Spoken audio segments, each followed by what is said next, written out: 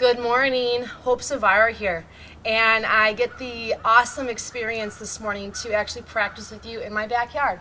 And so I just want to let you know that I do have a small cat, a barn cat, and I have a dog, and I have goats and chickens and a rooster. So if you hear this wonderful, serene background music, it's just my animals. So just think of it as a bonus for today's practice. I'd like you to take you through a short practice just to really feel invigorated and refreshed and really have your body moving in the most best functional way possible. I want to review a couple key points. One, I want to review pelvic floor. So anal sphincter, perineum, or for men, the soft tissue behind the scrotum, and urethra. Urethra is going to be when you have to go to the bathroom and you're holding it, that's the area that you tend to clench on. When we think about the transversus, it's the pelvic core area, pelvis and core. If you'd cough with your hands around your waist, you feel those muscles contract and stiffen. That's the co-contraction we're looking for. I also want to review quickly neutral.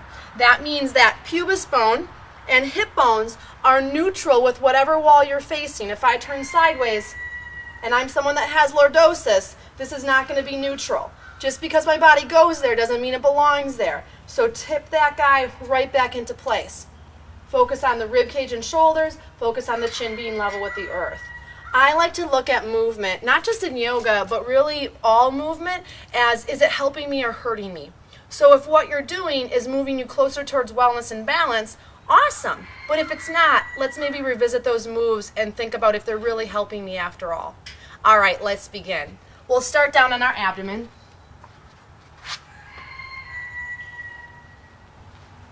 Toes unrolled, big toe grounding into the floor so that the line of the core through the inner thigh can be accentuated. Notice your pubis bone and your hip bones, that one is not grinding more into the floor than the other. Hands come under the shoulders, shoulders draw back away from the mat. Chin is going to stay down towards the mat. So when you look forward, what happens is that the back body may not be strong enough to lift you, but the mind wants the signal to say I'm doing a good job. So instead of lifting higher or staying right where we're at, we throw the chin forward to give us a false positive that we feel like we're lifting higher than we really are. I want you to pay attention that your feet are not flying off the floor, but also that they're not internally or externally rotating more or less. Keep those guys in neutral.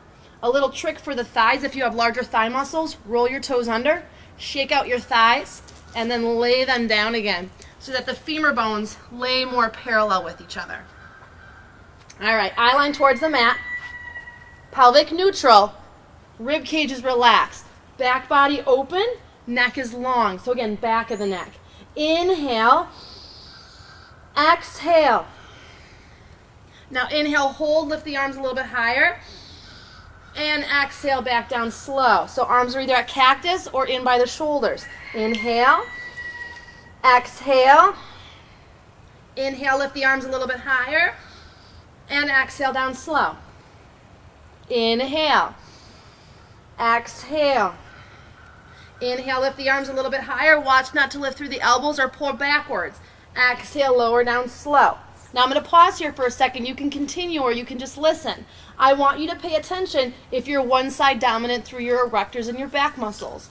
We tend to tip to lift to the stronger side of our spine. So pay attention if you have a stronger or weaker side and really try to back off on those stronger muscles and try to cultivate the weaker ones. That may mean that you don't go as high, but guess what? The height is irrelevant. It's what you feel and how you're moving that matters most. Let's continue.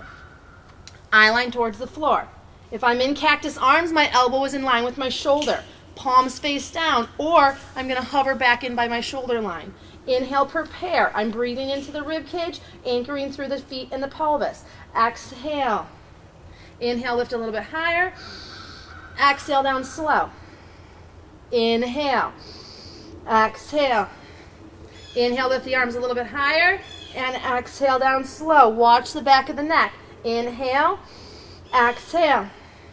Inhale, lift the arms a little bit higher. And exhale, down. Two more. Inhale. Exhale. Inhale, lift a little bit higher. Exhale, down slow. Last one. Inhale. Exhale. Inhale. Now stay here with the chin down, Body feels even. Thighs are anchored. Glutes are not overworking. Back body should be working harder than the glutes. If I touch my booty, it's active, but it's not pinching. Let's pulse the arms now 20 times. I did 30 here, but we'll do 20. Here we go. Ready? 1, 2, keep breathing. 3, 4, 5, 6, 7, 8, 9, 10. 10 more.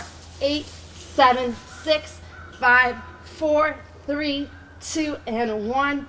Down slow. Woo-wee. Sit back. You should be able to feel that in your back body. Heels and hips together. Arms reach, head drops. Now really make it a point as you're sitting back in what I like to call devotional, that you're breathing into the lungs and into the spine and into the kidneys as much as you can. Keep a light tone in the belly in order to really accentuate opening the back body.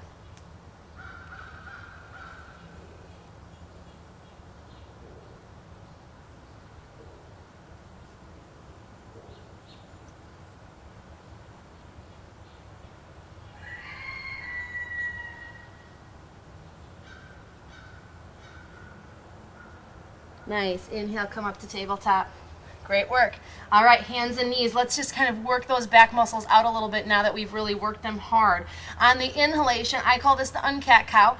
And so folds of the elbows turn forward, belly drops down, sit bones widen.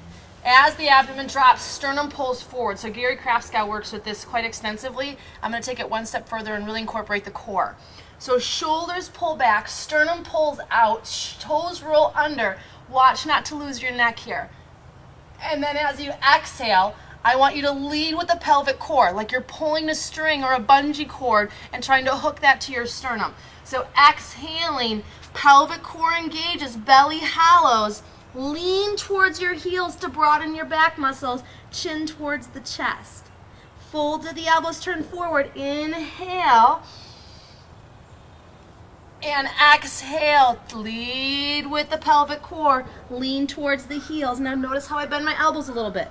Inhale, and exhale. Inhale, and exhale. Inhale, exhale. Inhale and exhale. Inhale, come back up to center. So the reason why I was bending my elbows is for people with a tighter upper body or upper back, just that little bend in the elbows helps really rotate the shoulder cavity open and the shoulder girdle open, so you actually get more space and you're not so stiff and stuck in the upper back. When you look at any movement, it's really important to look at where don't you move, rather than trying to highlight the areas where you do move, because more than likely those areas are already overworked, and so you really want to start to cultivate energy in the other areas of the body that might be more stiff and stagnant. Great practice this morning. From my heart to yours, from my soul to yours, I appreciate your time and commitment today. For more information, visit my website, hopezvara.com. Namaste.